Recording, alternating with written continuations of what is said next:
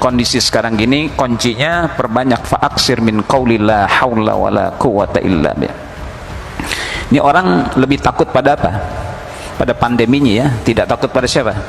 Allah Subhanahu. Pandemi Covid seolah-olah dibenturkan dengan Allah. Kalau orang peduli dengan Covid seolah-olah tidak peduli dengan Allah. Ini kan otak yang bebal, bodohnya luar biasa. Bagaimana orang seperti ini bisa menjadi seorang pendakwah agama?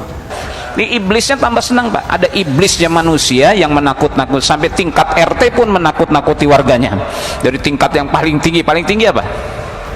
Nah, presidennya, menterinya, gubernurnya, wali kotanya, bupatinya, lurahnya, camatnya, RW, sampai RT-nya juga bikin warning tuh semuanya. Ini semakin takut kita, iblisnya semakin senang. Sebab kita tidak lagi menghadirkan kebesaran Allah. Heran saya. Dan ada juga yang mendengarkan. Yang mendengarkan juga bodoh juga. Ustadz ini menyebarkan fitnah. Fitnah yang sangat keji menurut saya. Dai-dai asal jeplak yang membentur-benturkan suasana pandemi dengan sentimen agama, kayaknya ini perlu ditangani secara serius juga. Orang-orang seperti ini yang cocotnya sembarangan, ngomong sembarangan, kayaknya mulutnya perlu dikasih selongsong. Singgung PPKM darurat pendakwah Sofwan Nizomi. Presiden iblis takuti warganya. Sebuah video yang memperlihatkan pendakwah Ustadz Sofwan Nizomi menyinggung soal PPKM darurat dan menyebut ada iblis berwujud manusia tingkat presiden sengaja menakut-nakuti warganya dengan COVID-19 viral di media sosial. Video ceramah Ustadz Sofwan Nizomi yang menyinggung soal PPKM darurat dan presiden itu viral usai dibagikan pengguna Twitter Leta Cantik. Dalam narasi unggahannya, netizen itu menyayangkan ceramah Sofwan Nizomi yang dinilainya provokasi itu.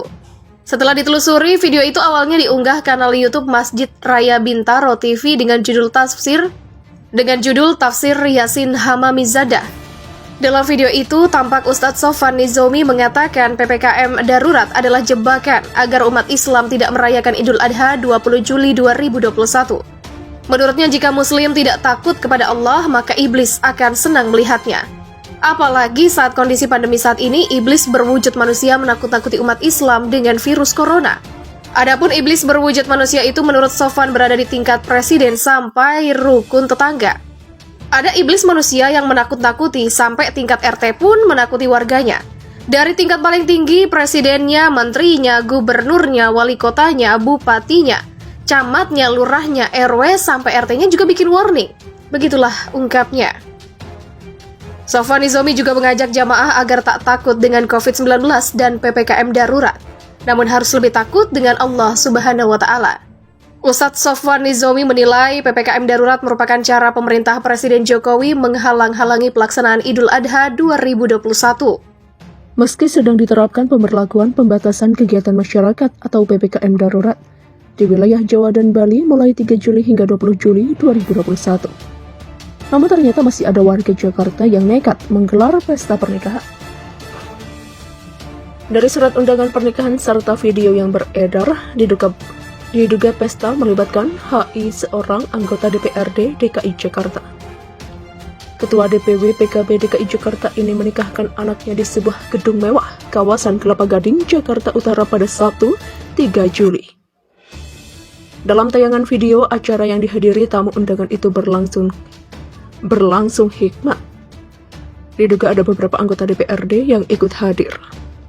Pengamat kebijakan publik Adib Miftahul menyesalkan adanya anggota DPRD DKI yang melaksanakan resepsi pernikahan anaknya, serta saat penerapan PPKM darurat. Ini harus ditindak, tidak elok dan memberikan contoh buruk di masyarakat.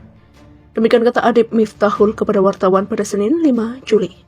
Direktur Eksekutif Kajian Politik Nasional atau KPN ini meminta Satgas COVID-19 memberikan sanksi kepada anggota DPRD DKI tersebut. Di mata hukum, semua sama. Saya harap hal ini tidak terulang. Jangan sampai ada asumsi pejabat boleh gelar pesta, tapi rakyat kena sanksi. Lurah di Depok saja disanksi. Demikian kata Adib. Menurut Adib, apabila tidak ada tindakan, ia mengaku akan melaporkannya kepada penanggung jawab PPKM darurat Jawa dan Bali, Luhut Binsar Panjaitan. Adib juga meminta Badan Kehormatan BK DPRD DKI Jakarta segera memanggil yang bersangkutan. Kalau BK tidak bertindak, ada kesan tebang pilih ini. Demikian ujar Adib. Hingga berita diturunkan, HI belum bisa dikonfirmasi. Berkali-kali dihubungi, telepon selulernya tidak aktif. Demikian juga layanan pesan WhatsApp yang dikirim redaksi tidak direspon. Diketahui pemerintah memutuskan untuk memberlakukan kebijakan PPKM darurat di wilayah Jawa dan Bali. Hal ini dilakukan dalam rangka menekan angka penularan COVID-19 di tanah air yang sempat melonjak drastis beberapa waktu ke belakang.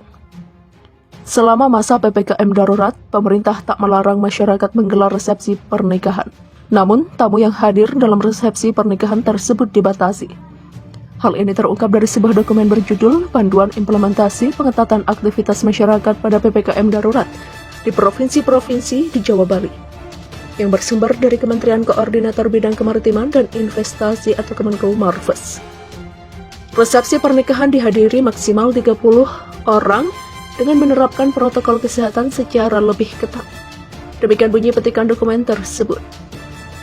Selain itu, dalam masa pembatasan ini juga masyarakat yang menggelar resepsi pernikahan dilarang menerapkan makan di tempat acara, tidak menerapkan makan di tempat resepsi.